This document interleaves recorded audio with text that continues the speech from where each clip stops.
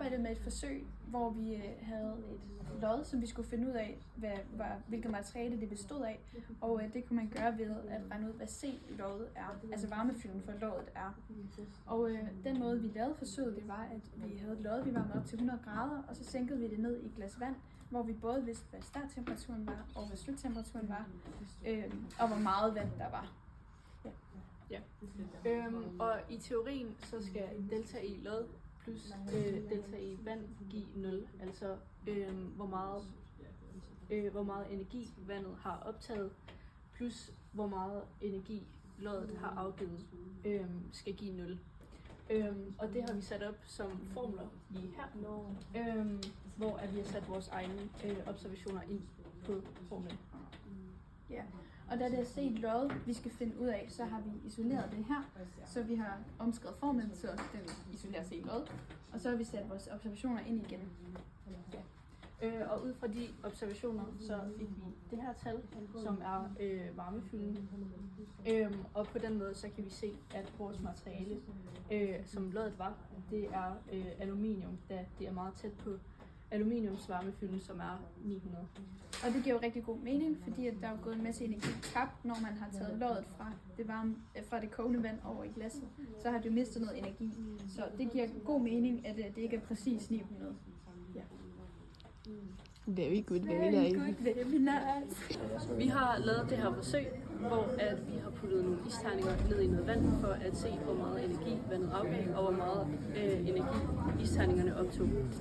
Og i teorien så er E modtaget lige med E afgivet. E modtaget, det er hvor meget energi isterningerne har modtaget, og E afgivet, det er hvor meget energi vandet har afgivet. Da det ligesom ikke er et lukket system, så ved vi også, at luften kommer til at påvirke isterningen, ligesom også at afgive varme til den, så den kommer til at smelte hurtigere. Og det har vi så lavet noget udregning på.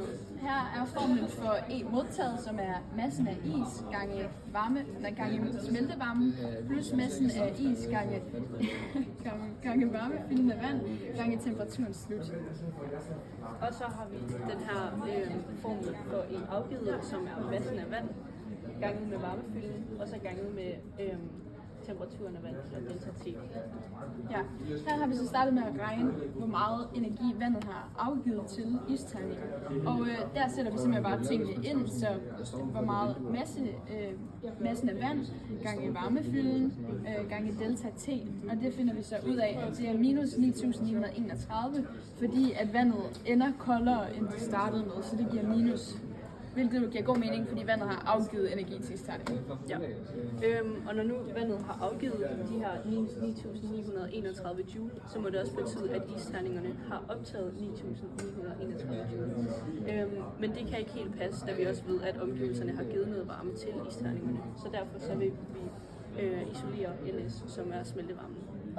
Ja, så det har vi jo så gjort. Vi har startet med at regne det her gangestykke ud herover, og det der står plus, så kan vi jo bare minus det fra den her side, så det kommer til at se sådan her ud. Ja. Og det giver jo så det her tal, som vi har divideret for at isolere LS, som så giver 307.571, som er et rimelig godt tal, da det er rimelig tæt på det egentlig burde være. Ja, så vi har fundet ud af, at det er smeltevarme for isterning i det her scenarie.